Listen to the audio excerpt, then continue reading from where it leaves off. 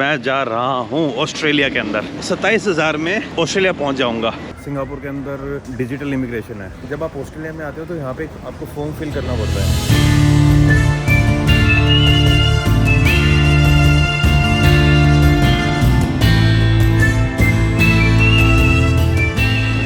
Good evening guys और स्वागत है आपका एक और नई वीडियो में। तो भाई निकल रहा हूँ मैं गेलांग एरिया से, और अब तक जो आपकी प्रेडिक्शन थी वो कुछ लोगों की सही रही और कुछ लोगों की गलत। तब जैसे आप नाम से समझ ही गए होंगे कि आज मैं कहाँ जा रहा हूँ। हाँ जी, मैं जा रहा हूँ ऑस्ट्रेलिया के अंदर। और इस ऑस्ट्रेलिया वीज़ा की भी बहुत लंबी कहानी है। ये वीज़ा मैंने लास्ट ईयर लिया था, लास्ट ईयर अप्लाई किया था, लेकिन बीच बीच में कुछ ऐसे डिसीजन लिए कि मैं इस वीज़ा को ऑलमोस्ट ख़राब करने वाला था। ये वीज़ा मेरा इस अगस्त में एक्सपायर हो जाएगा। 1 साल की वैलिडिटी थी, लेकिन फिर नहीं भाई अब बहुत हो गया, चलते हैं। क्योंकि जो रीडिस्कवरिंग इंडिया मैंने ट्रिप स्टार्ट की थी उस टाइम पे मेरे पास शेंगन वीज़ा और था, यूरोप का वीज़ा, और उस वीज़ा को भी मैंने यूज़ नहीं किया। फिर मैं ना यार, अब उस ट्रिप में मेरे को उतने मज़े आए नहीं, और उस ट्रिप के कारण फिर वो वाला वीज़ा भी मेरा ख़राब हो गया। और अगर मैं ट्रिप को और कंटिन्यू रखता मज़े भी नहीं आते, और ये 2 वीज़ा और ख़राब हो जाते मेरे पास, ऑस्ट्रेलिया का और न्यूजीलैंड का। इन्हीं दोनों कंट्री के अगर वीज़ा आपके पास हैं तो आप सिंगापुर के अंदर ट्रैवल कर सकते हो।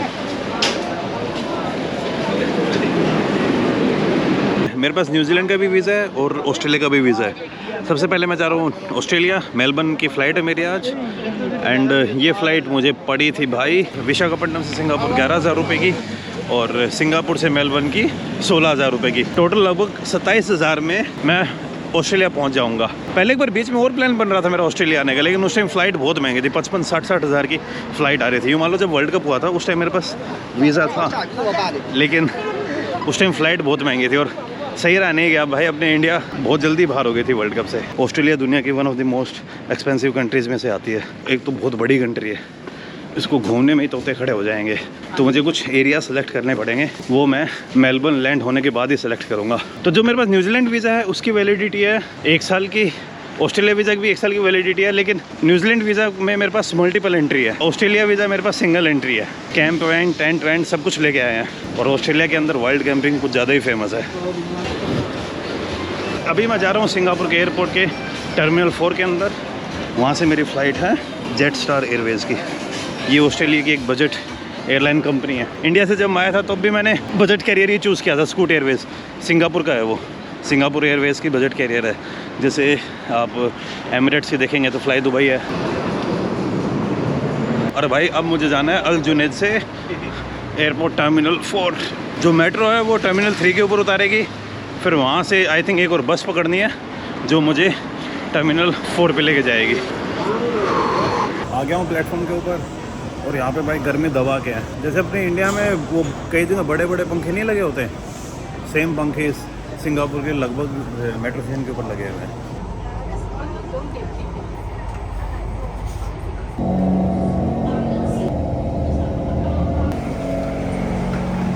बस टू T4। ये T4 के लिए बस पकड़नी है मुझे। जो मेट्रो नहीं आपको T3 के ऊपर उतारती है। सिंगापुर एयरपोर्ट पे टोटल 4 टर्मिनल है, बाकी टर्मिनल के लिए तो आपको ट्रेन मिल जाएगी। T4 के लिए ना थोड़ा पंगा है। इस जर्नी के मेरे लगे $1.68 आई थिंक, 100 रुपये के आसपास। ठीक है यार, राइट। 100 रुपये में आप सिटी से अगर एयरपोर्ट पे पहुंच जाते हो तो कोई कमी नहीं है। अंदर से देखो ना क्या सेक्सी लग रहा है। दुबई सबके एयरपोर्ट फेल हैं इसके सामने। मुझे लग रहा था बस मिलेगी नहीं भाई, मिल गई। सही टाइम पे पहुंच गया मैं।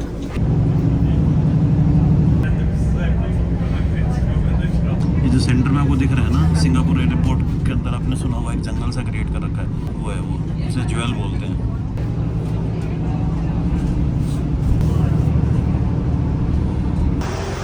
ये है भाई साहब सिंगापुर एयरपोर्ट का टर्मिनल 4। इतना ख़राब नहीं है यार, मेरे को तो सही लग रहा है। जिस हिसाब से माहौल बना हुआ था कि वो ख़राब सा है भाई, मेरे को तो बड़ा प्यारा लग रहा है। अपने इंडिया में तो इस लेवल का कोई भी एयरपोर्ट नहीं है। सिंगापुर एयरपोर्ट की बात माननी पड़ेगी, और मैंने इस टाइप के इतने बड़े इतने मस्त एयरपोर्ट देखे भी नहीं है। यूएसए में हो सकते हैं। ये देखिए भाई साहब, अरे बाप रे, बजट एयरलाइन का ये है टर्मिनल। आप सोच के देखिए बाकी टर्मिनल कैसे होंगे। और अभी भाई जेट स्टार का जो काउंटर उस पर जाके अपने चेक इन करते हैं, और फिर बड़े वाले बैग को भेज देते हैं फ़्लाइट में। और मैं घूमता रहूँगा, 9 बजे की फ़्लाइट है, 6 बजे है, 3 घंटे पहले पहुंच गया हूं मैं। तो भाई चेक इन करने में बहुत टाइम लग गया, लेकिन चेक इन के बाद इमिग्रेशन बहुत ईजिली हो गया, क्योंकि आजकल सिंगापुर के अंदर डिजिटल इमिग्रेशन है। तो आपको अंदर जाना है काउंटर के ऊपर, पासपोर्ट अपना स्कैन करना है और अपना जो बोर्डिंग पास है वो स्कैन करना है, और भाई उसके बाद आप इमिग्रेशन को क्लियर कर जाओगे। सिक्योरिटी भी ईजिली हो गया, और जो मेरी फ़्लाइट का चेक इन है वो 1 घंटे बाद स्टार्ट होगा। तो अभी 1 घंटा है और मेरे पास जो सिंगापुर के डॉलर हैं वही बचे हुए हैं, तो मैं खाना वाना खा लेता हूँ, क्योंकि इस फ्लाइट के अंदर खाना नहीं मिलेगा। सब चीज़ें ईजिली निकल गई, कुछ ऐसा पंगा नहीं हुआ। मेरे को बस सरप्राइजिंग ये लग रहा है कि इन्होंने मेरे डॉक्यूमेंट्स बिल्कुल भी चेक नहीं किए, तो ये मेरे लिए नई बात थी। ये है यहाँ का फूड काउंटर, खाना वाना खा के फिर आप लोगों से मैं दोबारा बात करता हूँ। भाइयों खाना पीना पूरा हो गया है, अरीब नीचे जाने लग रहा हूँ मैं। गेट नंबर है मेरा G20, और G20 से मेरी फ़्लाइट टेक ऑफ करेगी मेलबर्न के लिए। 20 मिनट बाद बोर्डिंग स्टार्ट हो जाएगी, तब तक पहुँच ही जाता हूँ यार। और भाई यहाँ के इसकी टर्मिनल की बहुत तारीफ़ करनी पड़ेगी, कुछ ज़्यादा ही मस्त टर्मिनल है ये। अब समझ में आ रहा है कि Singapore not just because of Singapore air, लेकिन यहाँ के एयरपोर्ट के कारण भी इतना मस्त है। 4 टर्मिनल बना रखे हैं वहाँ यहाँ पे, और इस वाले टर्मिनल से सारी की सारी फ़्लाइट्स ओशियन की, बाली, न्यूजीलैंड, ऑस्ट्रेलिया साइड की। ये देखिए जकार्ता की इंडोनेशिया की कैपिटल। इंडोनेशिया भी एक नई कैपिटल बना रहा है ना, शायद सुना होगा आप लोगों ने। देख रहे हो भाई वो G20 दिख रहा है ना आगे, वही वाला गेट है मेरा। यहाँ पे टर्मिनल की जो बिल्डिंग वो ख़त्म हो जाती है। सिंगापुर एयरपोर्ट की बात माननी पड़ेगी भाई, सबसे ख़तरनाक है। यहाँ की जो सीट है, यहाँ के जो बैठने वाले, यहाँ के अंदर का जो वातावरण, एयरपोर्ट के अंदर इन्होंने पेड़ लगा रखे हैं। और जो सिंगापुर एयरपोर्ट की सबसे ख़ास बात है वो ज्वेल, वो तो मैंने अभी देखा ही नहीं है, फ़ोटोज़ और वीडियोज़ में देखा है। तो यहाँ के एयरपोर्ट के सच में बहुत ज़्यादा तारीफ़ करनी पड़ेगी भाई, बहुत अच्छा एयरपोर्ट है। आई थिंक मेरी लाइफ में ये मेरे को सबसे अच्छा एयरपोर्ट लगता है। पहले मैं सोचता था कि अपने इंडिया में काफ़ी अच्छे एयरपोर्ट हैं, लेकिन नहीं भाई, अगर पूरे दुनिया के स्टैंडर्ड की बात की जाए ना, तो अपने इंडिया में अभी उतने अच्छे एयरपोर्ट नहीं बने हैं। मुंबई एयरपोर्ट ठीक ठाक है, और कई मामलों में मुझे हैदराबाद के भी एयरपोर्ट ठीक लगा। एंड बेंगलोर का जो नया टर्मिनल खुला उसका मुझे इतना आइडिया नहीं है। तो अगर आप में से काफ़ी लोग जो गए होंगे बताना कि कैसा है बेंगलोर का जो नया टर्मिनल खुला है। लेकिन सिंगापुर के सामने अभी तक तो मेरे को सब फीका लग रहा है। पहले मुझे वहाँ का सऊदी अरेबिया के जो एयरपोर्ट थे काफ़ी सही लगे थे, लेकिन जब मैं पहली बार इधर आया तो मेरे होश उड़ गए थे भाई सिंगापुर के एयरपोर्ट को देख के। सुबह ये फ़्लाइट मेलबर्न में लैंड होगी 6:20 के ऊपर, तब आपको मेलबर्न का एयरपोर्ट भी दिखाऊंगा ढंग से। जिस एयरक्राफ्ट के अंदर मैं ट्रैवल करने वाला हूँ, एयरक्राफ्ट तो बड़े वाला है, 787 है, ड्रीमलाइनर जेट सर का। और बोर्डिंग काफ़ी लेट स्टार्ट हुई है, अभी तो काफ़ी टाइम लगेगा बोर्ड होने में, लगभग 15-20 मिनट और लग जाएंगे। मैं एकदम एंड में जाऊँगा यार, अभी मन नहीं कर रहा। बोर्डिंग है वो करने जा रहा हूँ, सारे जो प्रोसेस वो कंप्लीट हो चुके हैं, और मुझे अभी तक समझ नहीं आ रहा है कि इन्होंने डॉक्यूमेंट्स क्यों नहीं चेक किए हैं। कोई नहीं किए तो भाई नहीं किए। फ़्लाइट अब 15 मिनट तो ऑलरेडी लेट हो चुकी है, अब देखते हैं कि टेक ऑफ कब करती है। भाई जहाँ पे मैंने टिकट कटवाई थी वो बंदी बोल रही थी कि मुझे विंडो सीट नहीं मिली है, लेकिन मैं जब यहाँ पे आया तो मुझे सीट अलॉट हुई है 37J, which is a window seat. तो अब मुझे पता नहीं है कि मैं उस बंदे की बात मानूँ या ना मानूँ, लेकिन मुझे एक अच्छी सीट मिली है विंडो। ये जो एयरक्राफ्ट है ये बड़े वाला एयरक्राफ्ट है, आई थिंक बोइंग वाला 787 Dreamliner, if I am not wrong. और फ्लाइट के अंदर मैंने बोर्ड कर लिया है। इस फ्लाइट के अंदर खाना पीना तो कुछ मिलेगा नहीं, क्योंकि इससे बजट एयरलाइन, लेकिन बाकी सीट अच्छी हैं, तो जो रास्ता लंबा होगा ना वो आसानी से कट जाएगा। कंपनी का नाम है जेट स्टार।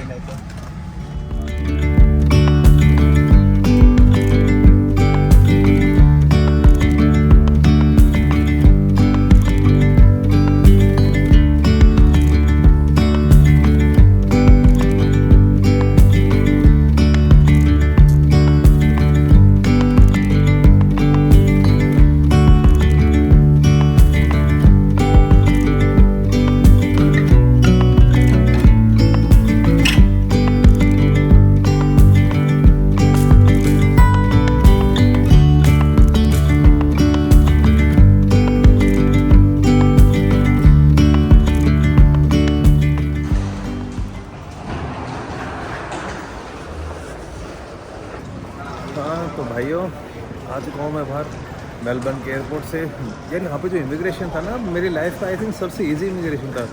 एक डॉक्यूमेंट नहीं मांगा और मुझे लगा भी नहीं कि इमिग्रेशन हो गया। जब आप ऑस्ट्रेलिया में आते हो तो यहाँ पे आपको फॉर्म फिल करना पड़ता है, डिक्लेयर करना पड़ता है कि आप कहाँ थे कहाँ नहीं थे।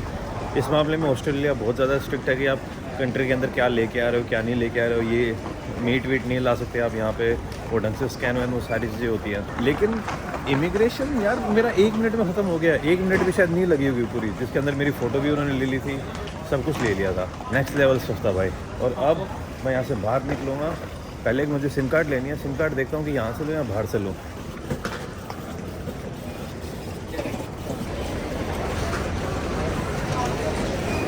एक तो भाई मैंने यहाँ से ये नहीं सोचा था कि ऑस्ट्रेलिया के अंदर इतनी ठंड होगी। ठंड ठीक ठाक है यहाँ पे। सुबह मेरी फ़्लाइट लैंड हुई 7 बजे के अराउंड, और 8 बजे मैं सारा प्रोसेस कंप्लीट करके बाहर आ चुका था। मुझे कस्टम वाले में थोड़ा ज़्यादा टाइम लग गया बजाय कि इमिग्रेशन में। इमिग्रेशन तो इतना आसान यार मैंने सोचा नहीं था। और ये है भाई ऑस्ट्रेलिया की सिटी मेलबर्न की स्काई बस। ये बस लेके अभी मैं आगे जाने वाला हूँ। पता नहीं जब से अरुणाचल से निकला हूँ ना, नींद ढंग से पूरी नहीं हो रही है। एक दिन अगर ढंग से सोता हूँ तो फिर अगले दिन वापस से चीज़ ख़राब हो जाती है। तो भाई मुझे यहाँ पे अभी एक टिकट खरीदनी है मेलबर्न सिटी की। कार्ड को स्वाइप करना पड़ेगा। $22 की टिकट है भाई। टिकट अप्रूव हो गई है।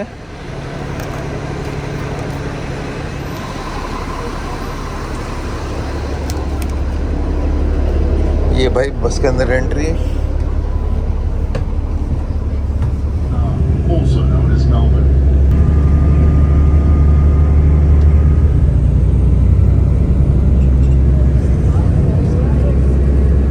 जो मेलबर्न की स्काई बस है आपको यहाँ पे उतार देगी। ये स्काई बस का बस स्टैंड है और यहाँ से अब मैं जा रहा हूँ मेरे हॉस्टल की तरफ। हॉस्टल मैंने कल रात को ही बुक कर दिया था।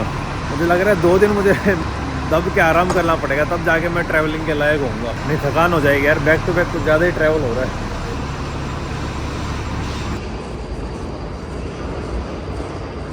भाई चकाचौंध मारनी पड़ेगी या कुछ अलग ही है।